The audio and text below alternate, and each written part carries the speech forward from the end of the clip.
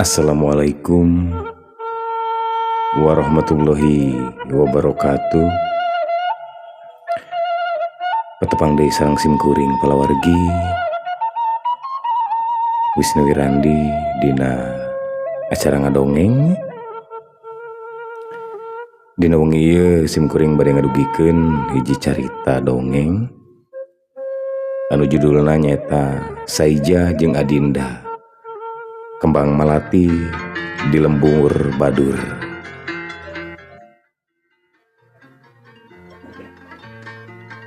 Palawargi, kumaha rasana lamun urang geus lila ngumbara. Tuluy hiji mangsa urang balik ka lembur deui. Urang hayang panggih jeung jalma anu paling dipikanyaah. Urang geus ngabayangkeun bakal patepang, bakal sirih patukeun carita. Tapi nalika nepi ka tempat anu dijanjikeun, jalma eta henteu datang. Urang ngantosan mimiti sajam, 2 jam, nepi ka panon poe ti teuleum kahalang ku mega. Tetep manehna henteu datang geuninganan. Eta anu kaalaman ku saurang pamuda anu ngaranna Saijah. Tah palawargi, Saijah balik ka lemburna di Lembur Badur nya. Lembur Badur ieu aya di Palihan Kecamatan Cirinten, Kabupaten Lebak.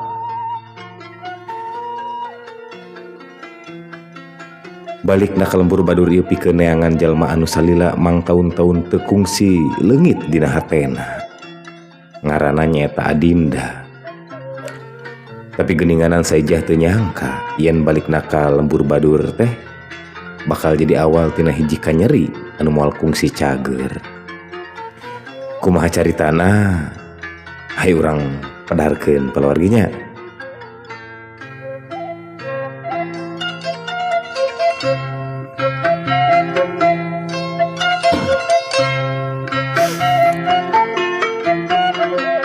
Tah palawargi,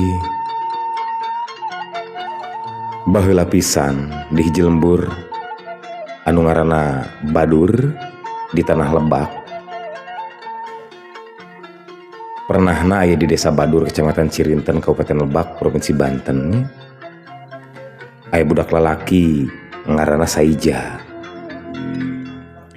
Saijah teh lain anak jalma beunghar, hirupna basajan. Unggal isuk-isuk mantuan bapana ka sawah, lamun beurang atuh mantuan ngurus kebon. Lamun sore datang manehna sok ulin jeung barudak di lembur.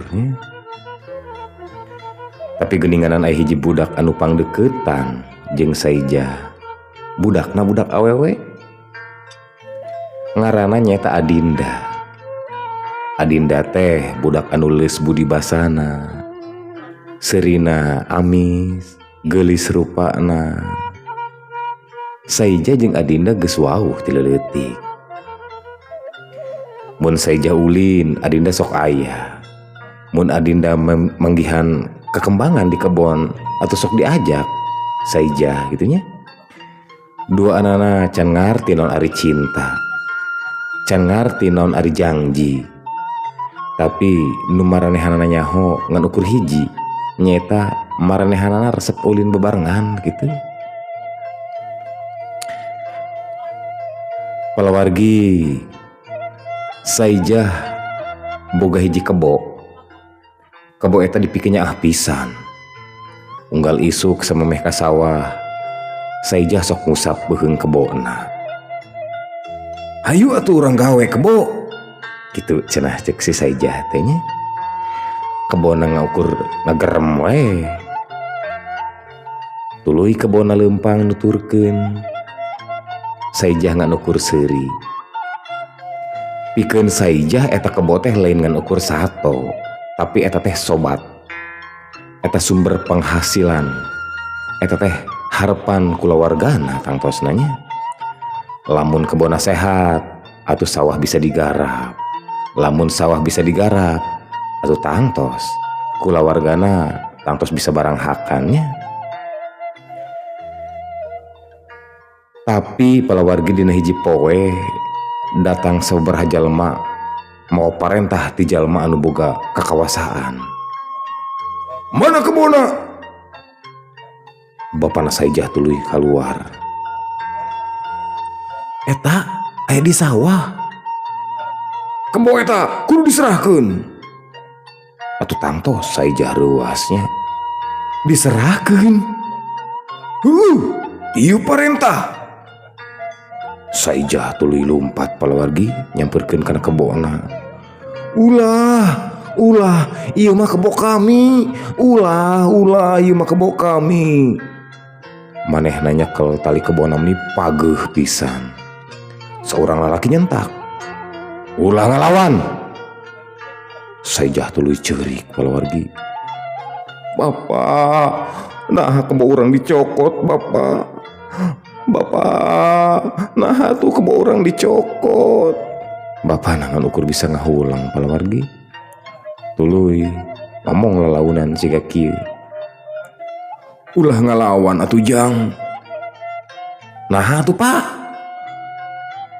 Urang mah jelema leutik. Tah palawargi kalimah eta. Kalimah urang mah jelema leutik cenah. Nanceb atuh dina hate Saijah. Ti harita manehna mimiti ngarti. Yen di dunya ieu aya jalma anu bisa mere parentah geuninganan. Aya jalma anu bisa nyokot naon anu dipiboga ku batur. Sedengkeun jalma leutiknya ukur bisa cicing bari jeung narimakeun kaayaan. Atuh ti harita bapana Saijah henteu cicing wae. Pikeun nyumpunan kahirupan. Manehna ngajual barang pusaka anu boga kulawargana nya. Duitna tuluy dipake pikeun meuli kebo deui. Tangtu Saijah bunga. Bapak, urang boga kebo deui. Bapana ngan ukur seuri leutik palawargi. Tapi seuri eta henteu lila geuninganan. Kusabab masalah tuluy datang deui. Masalahna nyaeta kebo anu anyar oge leungit. Leungit deui dirampas. Dirampas deui ku jalma-jalma anu boga kakawasaan di eta patempatan palawargi. Atuh pakaya jeung pangaboga kulawargana Saijah beuki saeutik. Sawah hese digarap. Pajeg terus datang. Beuki lila beuki naek beuki mahal. Indungna Saijah beuki gering lantaran mikiran kaayaan kulawargana. Atuh Saijah ngan ukur bisa ngusap dada bari ngahelas. Hiji mangsa indungna Saijah maot palawargi. Saijah ngarasa dunya atuh jadi poek.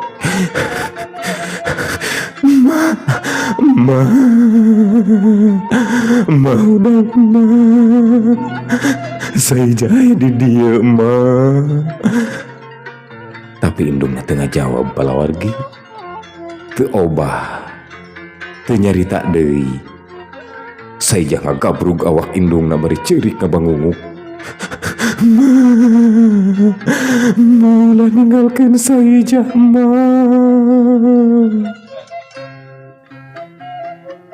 Tapi geuninganan takdir geus nangtukeun. Indungna Saijah mulih ka jati mulang ka asal ka Gusti Nu Maha Kawasa palawargi. Ti harita imah Saijah karasa beuki jempling. Teu kadenge sora deui indungna isuk-isuk. Teu kadenge deui panggeuingna waktu Saijah rek indit ka sawah. Atuh nu aya karingan ukur kawaas jeung kasedih anu nyangsang dina jero hatena. Atuh bapana oge kapaksa ninggalkeun lembur. Saijah tuluy di imah sorangan. Manehna boga hiji hal anu masih dicekel pageuh. Nyaeta harapan palawargi. Harapan ieu teh hiji mangsa hirupna bakal leuwih hade. jeung aya hiji jalma anu salawasna dipikaresep ku manehna nyaeta Adinda. Gitu paluargi.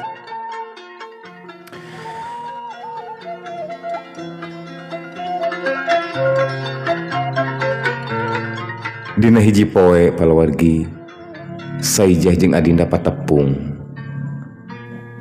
dihandapeun hiji tangkal kiara anu badag.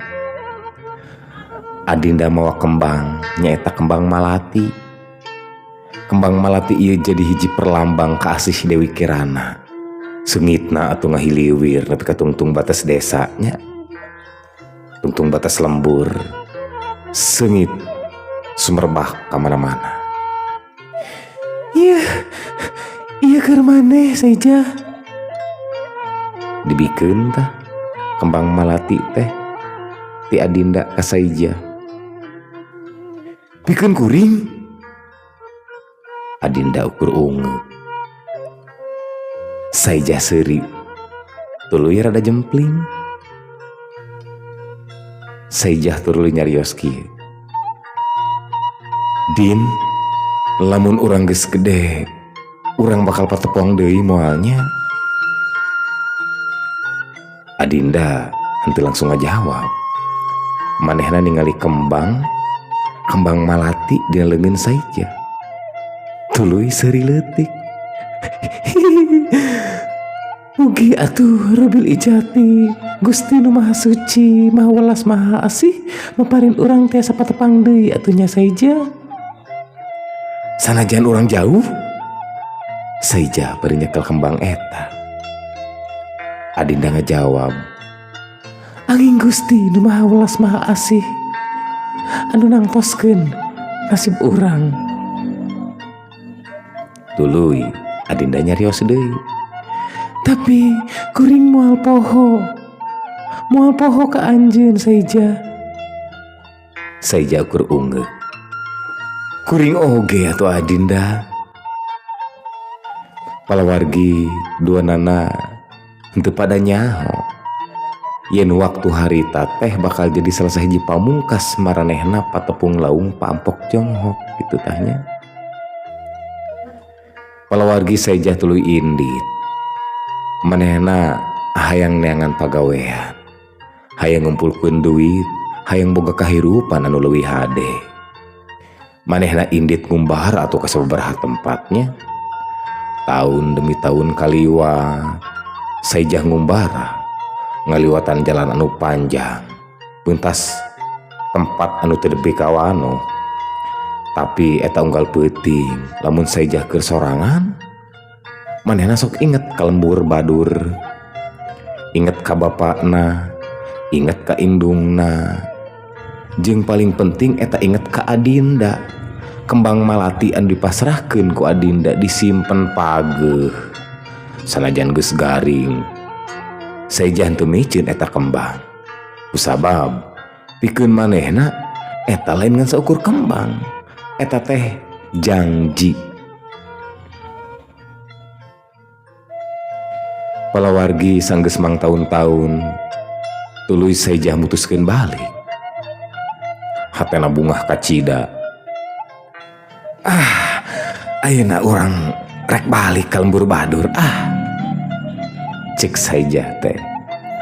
Dina bayangan manehna ukur hiji nyaeta Adinda, hiji awewe anu dipika cinta, dipika nyaah ku manehna gitu nya. Meureun Adinda geus gede nya, meureun manehna masih inget keneh ka urang. Atuh meureun. Saijah ukur seuri sorangan. Peuting eta manehna nepi ka tempat anu baheula dina tangkal anu tempat manehna jeung Adinda sok patepung. Saijah bari diuk nungguan saputing jeput. Langit pinuh ku bentang. Tuluy Saijah ningali ka jalan.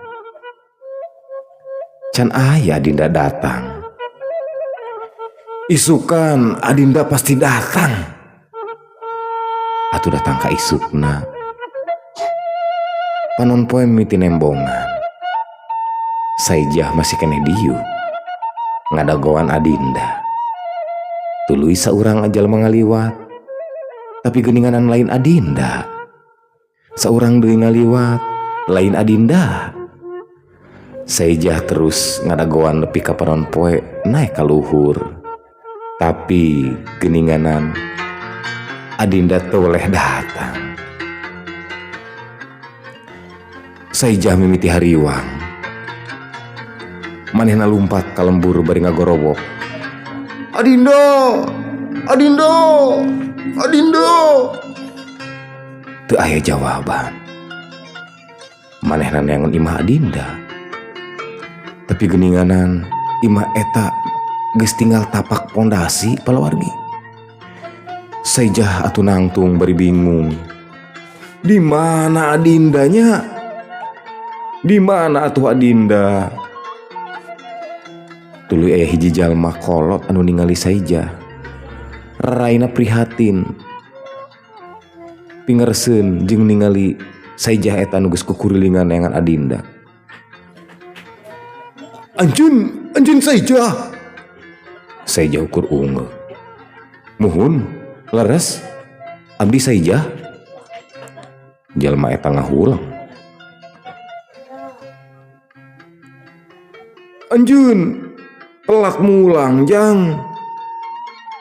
Saijah ngarasa jantungna deg-degan. Telat? Maksudna telat kumaha teh?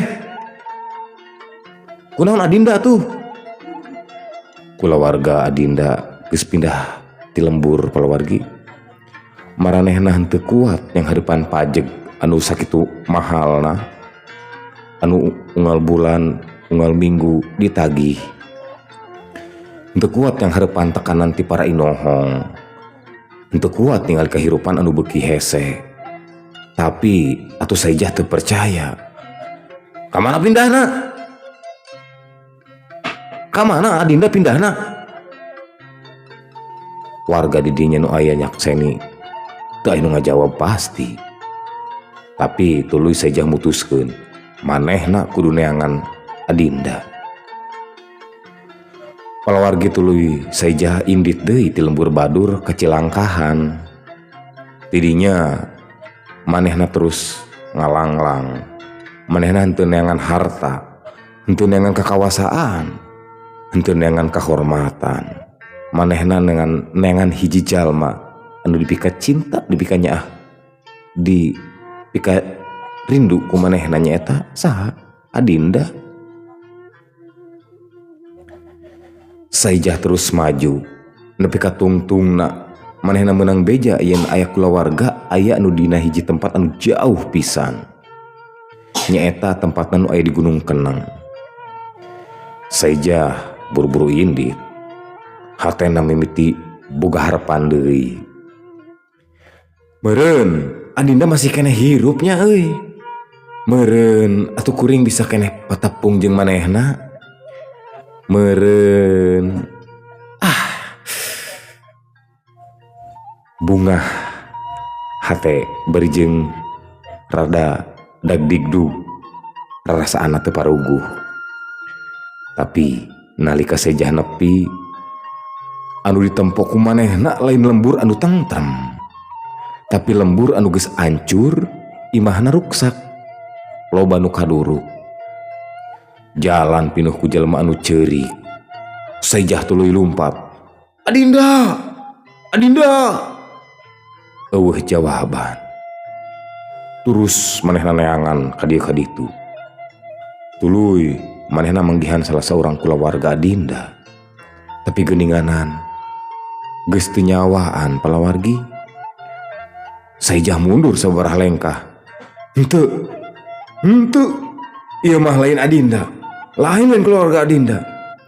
Terus manehna neangan Adinda. Adinda! Adinda! Kogorowokan ka dieu ka ditu, kukurilingan ka dieu ka ditu. Berijeng di guaran eta kucolekrak tumpukan durukan teh. Hatena beuki deg-degan. Tuluy di hiji tempat manehna manggihan Adinda.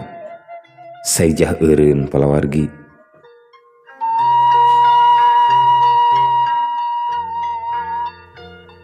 Saija geus teu usik geus teu malih, teu bisa ngomong ningali Adinda geus teu nyawaan. Jalma anu mang tahun-tahun ditungguan ayeuna geus teu bisa ngajawab deui. Saija launan nyokot kembang malati anu disimpen dina kanerona. Kembang eta geus garing, leutik jeung rapuh, tapi masih keneh dicekel ku Saija. Manehna ngeranggem eta kembang, tuluy ngomong lalaunan, "Adinda, kuring geus balik Adinda." Sorana bari rada ngageter palawargi. Jempling, teu aya jawaban. "Adinda, kuring geus datang Din." Jempling deui, jawaban. Saija ukur tungkul, cimata tungtungna murag, cimata kahiji, cimata kadua, tuluy cimata beuki loba maruragan lir ibarat daun anu kagedageun ku angin badag. Kembang malati dina leungeunna murag kana taneuh. Kembang anu baheula jadi tanda janji, ayeuna jadi tanda tina hiji cinta anu teu kungsi nepi kana tungtungna. Palawargi, Saija jeung Adinda teh lain ngan sokur carita ngeunaan dua jalma anu silih pikanyaa. Ieu carita ngeunaan kahirupan jalma leutik, jalma anu ngan hayang boga cita-cita hirup geunah tumanina, hayang bisa hirup tentrem, hayang bisa bebarengan jeung jalma anu dipikanyaa.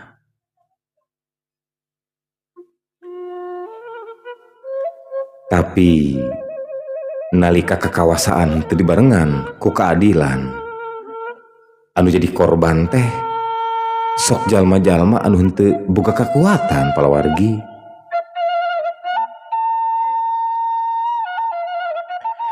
Saija kalengitan kolotna, kalengitan indungna, kalengitan bapakna, kalengitan lemburna, jeung tungtungna kalengitan Adinda anu dipika cinta ku anjeunna.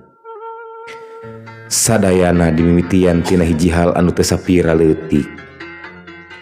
Kakawasaan anu ngamprak sagala ngarampas kana sagala rupa kahirupan masyarakat leutik. Tina eta kajadian palawargi, hirup hiji kulawarga mimiti ruksak. Kusabab eta palawargi ulah nganggap remeh anu teu keadilan, ulah nganggap remeh kakawasaan anu sangeunahna, ulah nganggap remeh rejim pamimpin anu keur boga kakawasaan. Lamun aya anu lemah keur diperlakukeun teu adil, ulah sok milu cicing. Urang kudu usik, urang kudu ngabela.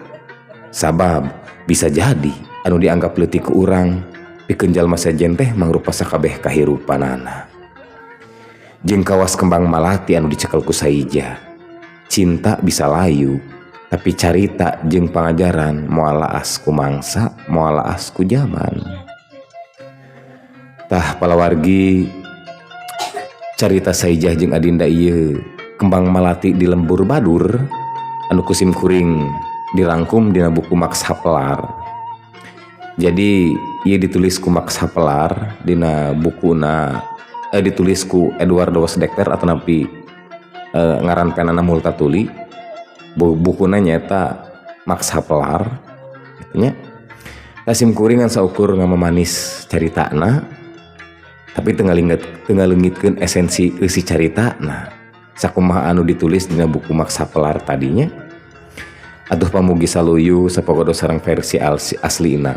Hapunten sagala kakiranganana, hapunten oge dina sagala kalepatanana. Ieu mah mung saukur ngadongengkeun carita anu parantos Arya versi simkuring gitu tahnya. Atuh mugia urang sadaya tiasa nyendak hikmahna palawargi sareng pengajaran tina ieu carita nya. Hatur nuhun parantos ngadangukeun. Hapunten kana sagala kalepatanana. Wassalam. Assalamualaikum warahmatullahi wabarakatuh. Cag Sampurasun.